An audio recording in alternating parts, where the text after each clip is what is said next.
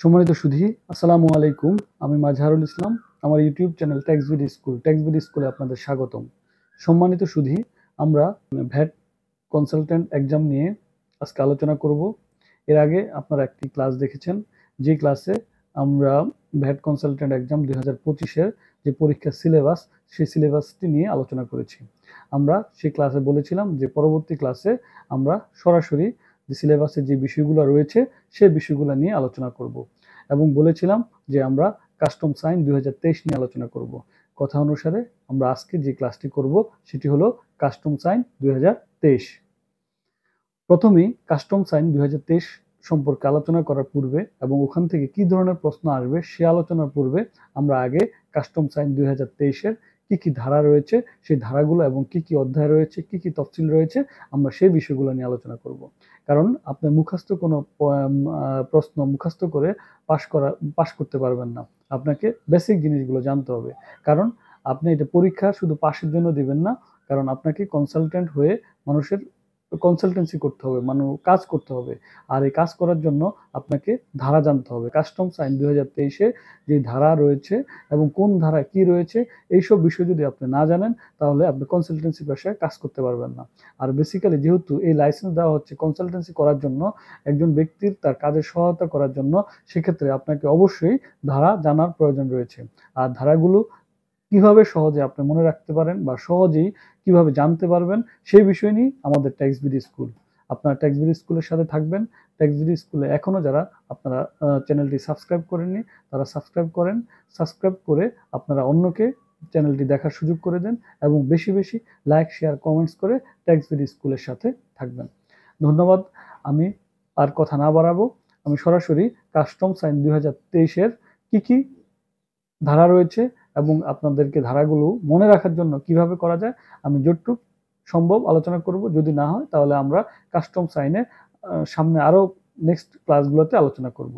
তো কথা না বাড়িয়ে আমরা যাই, চলুন। প্রথমেই দেখুন কাস্টম সাইন 2023, এটা হলো 2023 সনের 57 নম্বর আইন। এখানে টোটাল কাস্টম সাইনে কতটি ধারা? মোট কাস্টমস আইনে মোট ধারা কতটি, মোট ধারা কয়টি, এবং কাস্টম আইনে তফসিল রয়েছে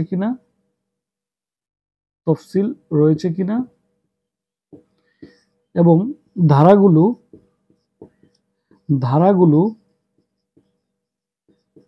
মনে রাখার জন্য কি উপায় অবলম্বন করতে হবে, কি উপায় অবলম্বন করতে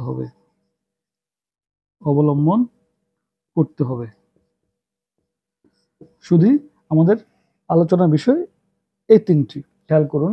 বা তিনটি বিষয় যদি আপনি ফলো করেন তাহলে অবশ্যই কি আপনাকে পরীক্ষা পাশ করা তো কোনো ব্যাপারই না, বরং আপনার কনসালটেন্সি পেশা আপনাকে একজন প্রতিষ্ঠিত কনসালটেন্ট হিসেবে তুলে ধরতে পারবেন।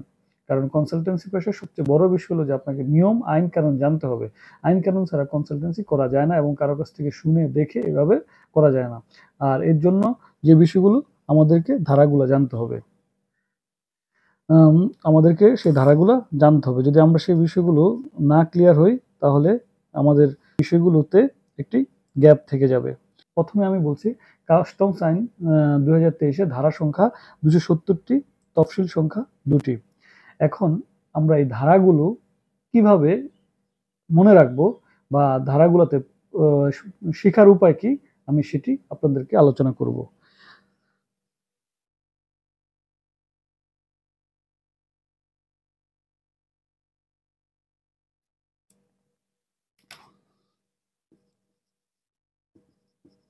ধারা সংখ্যা 270টি।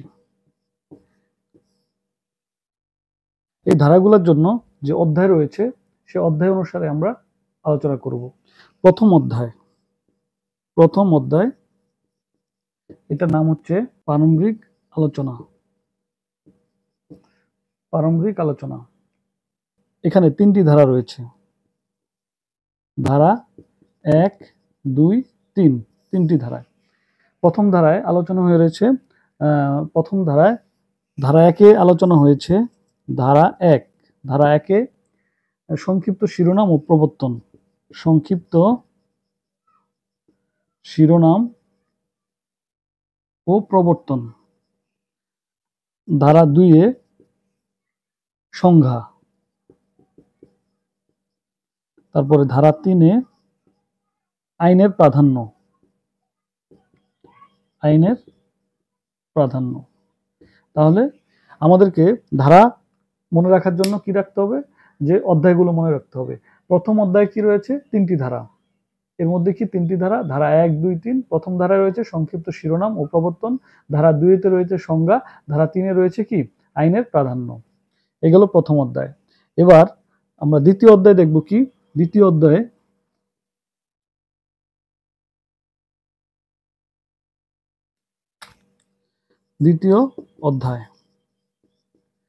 দ্বিতীয় অধ্যায় হলো কাস্টমস কর্মকর্তা নিয়োগ। কাস্টমস কর্মকর্তা নিয়োগ এবং ক্ষমতা। নিয়োগ এবং ক্ষমতা, এটি হলো দ্বিতীয় অধ্যায়। কারণ আপনি 270টি ধারা মনে রাখার আগে অধ্যায়ে কোনটি রয়েছে সেটি যদি আপনি মনে রাখতে পারেন, তাহলে সবগুলো ধারা আপনার মাথায় সবসময় থাকবে। প্রথম অধ্যায় 3টি ধারা, আর দ্বিতীয় অধ্যায়তে রয়েছে 4টি ধারা। তাহলে ধারা 4 থেকে কত? ধারা 4 থেকে 7 পর্যন্ত। ধারা 4 থেকে 7 পর্যন্ত হলো কি? দ্বিতীয় অধ্যায়তে। আর দ্বিতীয় অধ্যায়তে আলোচনা কি? কাস্টমস কর্মকর্তা নিয়োগ এবং ক্ষমতা। তাহলে ধারা 4-এ রয়েছে কি? বিস্তারিত ধারাগুলো পরে আলোচনা করব, আগে আমি আপনাদেরকে টোটাল সামারিটা বলে যাচ্ছি। ধারা 4-এ কাস্টমস কর্মকর্তা নিয়োগ। কাস্টমস কর্মকর্তা নিয়োগ, এটি হলো ধারা 4-এ। তারপরে ধারা 5-এ কাস্টমস কর্মকর্তাগণের ক্ষমতা ও কর্তব্য। কাস্টমস কর্মকর্তাদের ক্ষমতা ও কর্তব্য। তারপর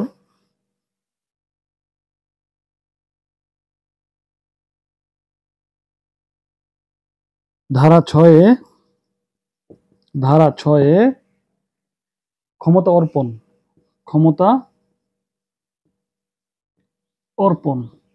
তারপরে ধারা 7-এ কাস্টমস কর্মকর্তাগণকে সহায়তা। কাস্টমস কর্মকর্তাদেরকে সহায়তা। তাহলে কি? আমাদের দ্বিতীয় অধ্যায়ের নাম হলো কাস্টমস কর্মকর্তা নিয়োগ এবং ক্ষমতা। আর এই দ্বিতীয় অধ্যায়ে কয়টি ধারা নিয়ে আলোচনা করা হয়েছে? 4টি ধারা। ধারা 4 থেকে ধারা 7 পর্যন্ত। 4 নম্বর ধারা কি রয়েছে? কাস্টম কর্মকর্তা নিয়োগ। ধারা 5-এ রয়েছে কাস্টম কর্মকর্তাগণের ক্ষমতা ও কর্তব্য। ধারা 6-তে রয়েছে ক্ষমতা অর্পণ। আর ধারা 7-এ রয়েছে কাস্টম কর্মকর্তাদের সহায়তা। তো শুধু আপনারা বুঝতে পারতেছেন যে যদি আমরা অধ্যায়গুলা মনে রাখি, তাহলে ধারাগুলো অটোমেটিকলি চলে আসবে। আমাদের গেল প্রথম অধ্যায়, দ্বিতীয় অধ্যায়। এবার আমরা আসি তৃতীয় অধ্যায় কি রয়েছে।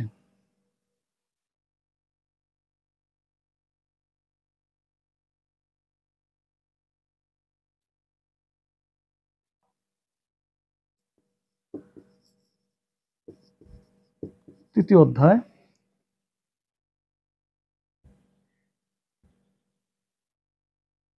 অধ্যায়ের নাম হলো বন্দর,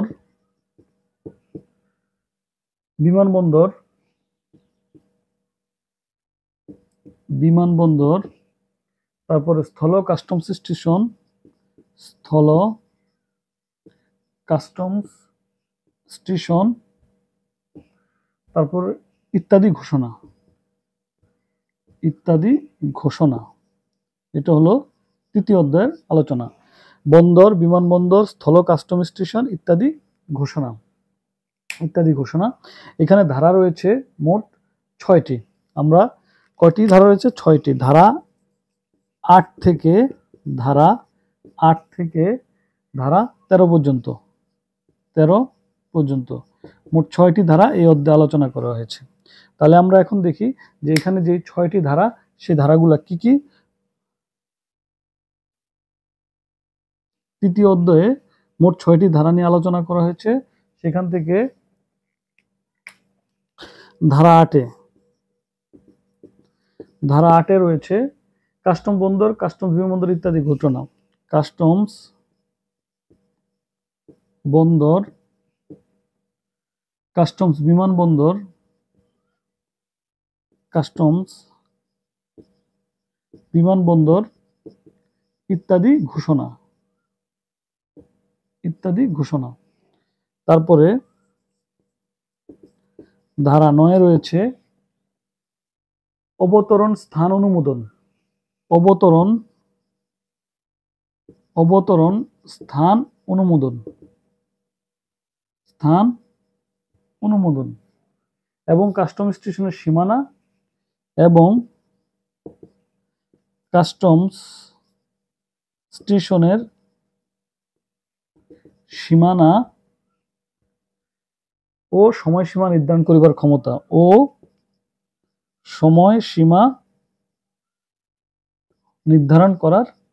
নির্ধারণ করার ক্ষমতা।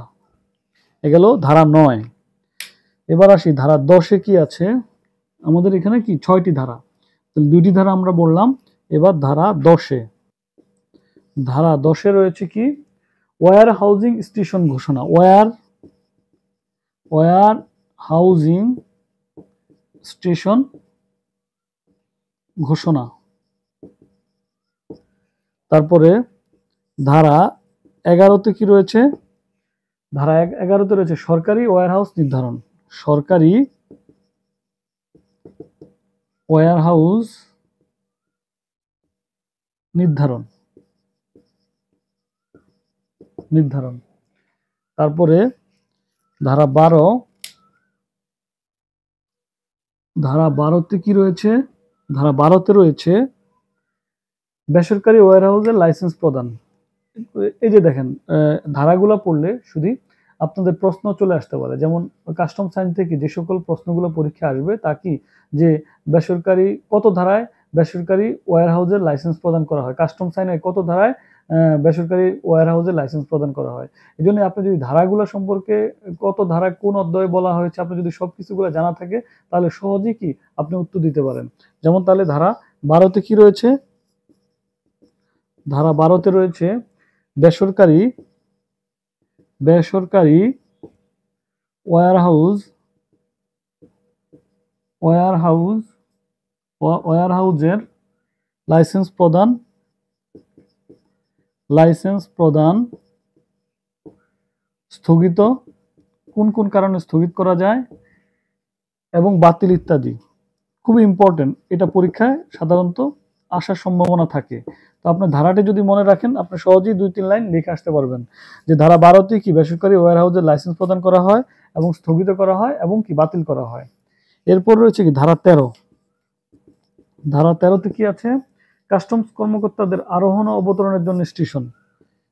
কাস্টমস কর্মকর্তাদের আরোহণ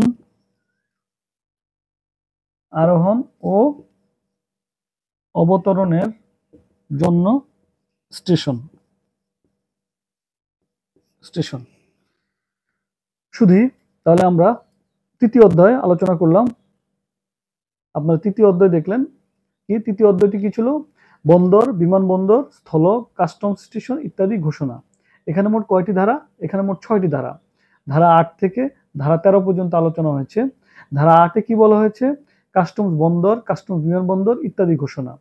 ধারা 9-এ বলা হয়েছে অবতরণ স্থান অনুমোদন, কাস্টম স্টেশনের সীমানা ও সময়সীমা নির্ধারণ করিবার ক্ষমতা। ধারা 10-এ রয়েছে ওয়্যার হাউজিং স্টেশন ঘোষণা। ধারা 11-তে রয়েছে সরকারি ওয়্যারহাউস নির্ধারণ। ধারা 12-তে রয়েছে বেসরকারি ওয়্যারহাউসের লাইসেন্স প্রদান, স্থগিত এবং বাতিলকরণ। তারপরে ধারা 13-তে রয়েছে কাস্টমস কর্মকর্তাদের আরোহণ ও অবতরণের জন্য স্টেশন। এই গেল তৃতীয় অধ্যায়। আমরা চতুর্থ অধ্যায় দেখি কি বলা আছে। চতুর্থ অধ্যায়।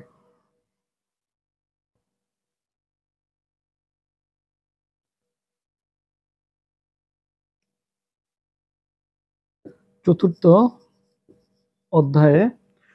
অধ্যায়ের নাম হলো ইলেকট্রনিক রেকর্ড এবং পেমেন্ট, ইলেকট্রনিক রেকর্ড এবং পেমেন্ট, এটা হলো কি চতুর্থ অধ্যায় আলোচনার বিষয়। আর এখানে ধারা রয়েছে 3টি, তাহলে ধারা 14 থেকে ধারা 16, কত? ধারা 14 থেকে ধারা 16। আমরা এখন দেখব ধারা 14তে কি বলা রয়েছে। ধারা 14তে রয়েছে ধারা 14তে রয়েছে ইলেকট্রনিক মাধ্যমে দলিল দাখিল বা পেমেন্ট প্রদান, ইলেকট্রনিক মাধ্যমে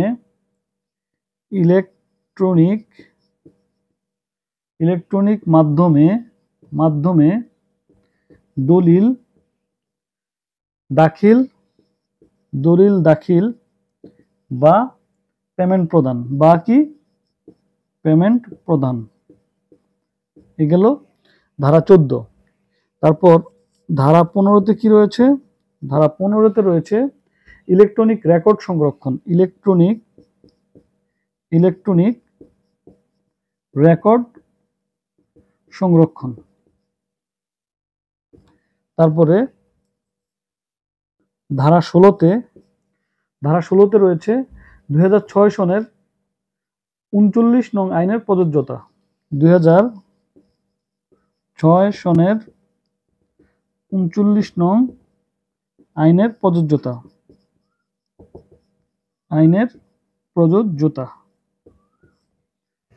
তাহলে আমরা চতুর্থ অধ্যায় দেখলাম কি? চতুর্থ অধ্যায়ে আমাদের মূল বিষয় ছিল ইলেকট্রিক রেকর্ড এবং পেমেন্ট। এর মধ্যে 3টি ধারা রয়েছে, ধারা 14 থেকে ধারা 16। ধারা 14তে কি রয়েছে? ইলেকট্রনিক মাধ্যমে দলিল দাখিল বা পেমেন্ট প্রদান। 15 নম্বরে ইলেকট্রনিক রেকর্ড সংরক্ষণ। ধারা 16তে 2006 সনের 39 নং আইনের প্রযোজ্যতা। এতে হলো চতুর্থ অধ্যায়। এবার আমরা একটি ইম্পর্টেন্ট পয়েন্ট আমরা আলোচনা করব, সেটি হলো কাস্টমস আইনের, যে এইখান থেকে অবশ্যই যে কোনো পরীক্ষায় প্রশ্ন থাকে। সম্মানিত সুধী, আপনারা যারা কাস্টমসের পরীক্ষা দিবেন বা কাস্টমসের বিভিন্ন পরীক্ষা থাকে, কাস্টমস পদোন্নতি, কাস্টমসে যে সকল অফিসাররা জব করেন, সরকারি জব করেন, তাদের পদোন্নতির জন্য এই পরীক্ষাগুলো হয়ে থাকে। এই কাস্টমসের পরীক্ষায় আমরা ধারাবাহিকভাবে সেসব জায়গায় যাব, তাও আমি একটু বলে নিচ্ছি। কাস্টমসের এসব পরীক্ষাগুলোতে এই অধ্যায় থেকে আপনার একটা না একটা প্রশ্ন থাকে, বিগত পরীক্ষার প্রশ্নগুলো অ্যানালাইসিস করলে দেখা যায় যে থাকে। সেটি হলো কি আমাদের পঞ্চম অধ্যায়। আমাদের পঞ্চম অধ্যায়ের নাম হলো আমদানি ও রপ্তানি নিষিদ্ধকরণ এবং নিয়ন্ত্রণ। আমদানি এবং রপ্তানি নিষিদ্ধকরণ এবং কি নিয়ন্ত্রণ। এখানে পঞ্চম অধ্যায়ের ধারা কয়টি? পঞ্চম অধ্যায়ে একটি ধারা। পঞ্চম অধ্যায়ের ধারা কত? ধারা 17। এটি এই অধ্যায়ের একটি ধারা। আর এই 17 ধারা কি রয়েছে? নিষিদ্ধকরণ বা নিয়ন্ত্রণ। এটা বিস্তারিত দেখতে হবে, নিষিদ্ধকরণ এবং নিয়ন্ত্রণ। পঞ্চম অধ্যায়টি ইম্পর্টেন্ট, এইটা নিয়ে আমরা বিস্তারিত আলোচনা করব। আগে সবগুলো ধারার করার পরে যে ধারাগুলো বেশি ইম্পর্টেন্ট, যেখান থেকে প্রশ্ন আসবে, আমরা সেই ধারাগুলো নিয়ে বিস্তারিত আলোচনা করব। তাহলে গেল পঞ্চম অধ্যায়। এবার আমরা ষষ্ঠ অধ্যায় নিয়ে কি আছে দেখি।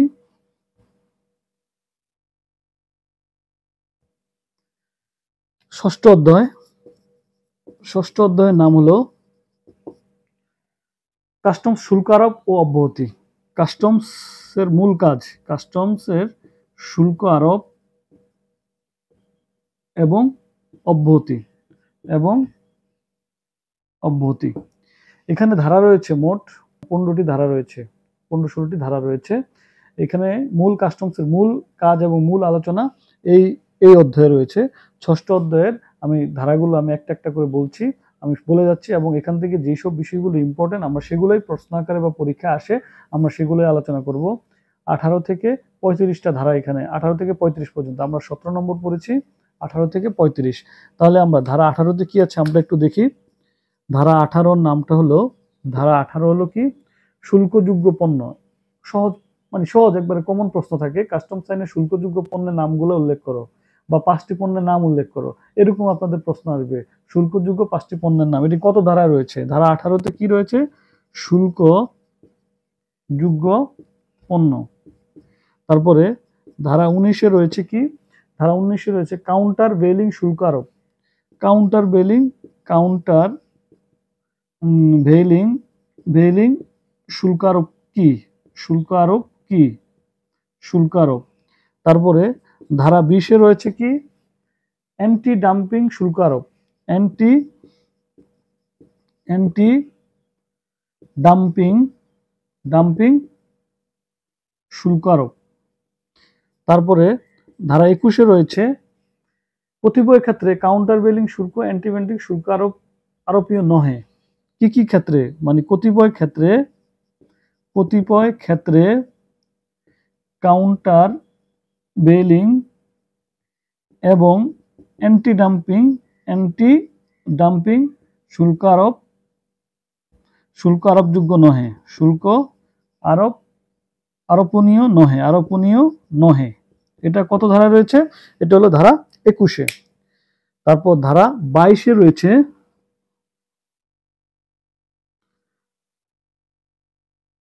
ধারা 22-এ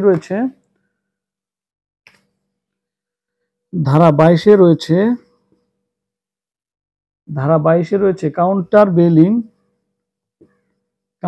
ভেলিং এবং অ্যান্টি আরোপ শুল্ক আরোপের ক্ষেত্রে আপিল। শুল্ক আরোপের বিরুদ্ধে আপিল। এটা হলো আপিল। এটা হলো ধারা 22। এটা হলো কি? ধারা 22-এ রয়েছে। আচ্ছা, ধারা 23-এ রয়েছে সেফগার্ড শুল্ক আরোপ। সেফগার্ড শুল্ক আরোপ। তারপরে ধারা 24-এ রয়েছে কাস্টমস সেবার জন্য ফি। এটা একটি কমন প্রশ্ন থাকে, কাস্টমস সেবার জন্য ফি। এটা হলো কি? ধারা 24-এ। তারপরে 25-এ রয়েছে ধারা 25-এ রয়েছে শুল্ক। ধারা 25 শুল্ক কর হইতে অব্যাহতি প্রদানের ক্ষমতা। ধারা 25-এ কি রয়েছে? শুল্ক ও কর হইতে অব্যাহতি প্রদানের ক্ষমতা। তারপরে ধারা 26-এ রয়েছে পণ্যের পুনঃ আমদানি। কিছু কিছু পণ্য যদি পুনঃ আমদানির প্রয়োজন হয়, পুনরায় আমদানির প্রয়োজন হয়, সেটা হলো কি? ধারা 26, পণ্যের পুনঃ আমদানি। তারপরে ধারা 27-এ রয়েছে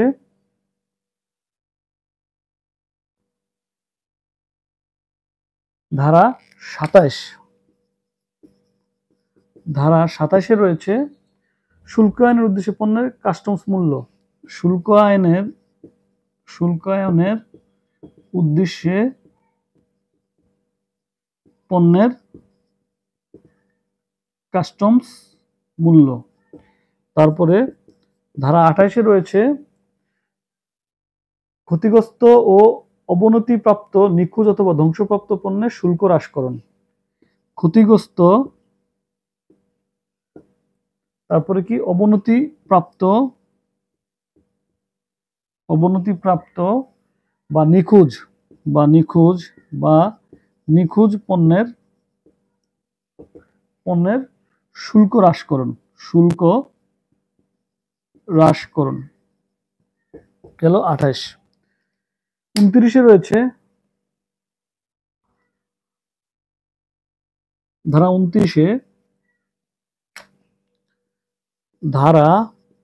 29-এ রয়েছে কি?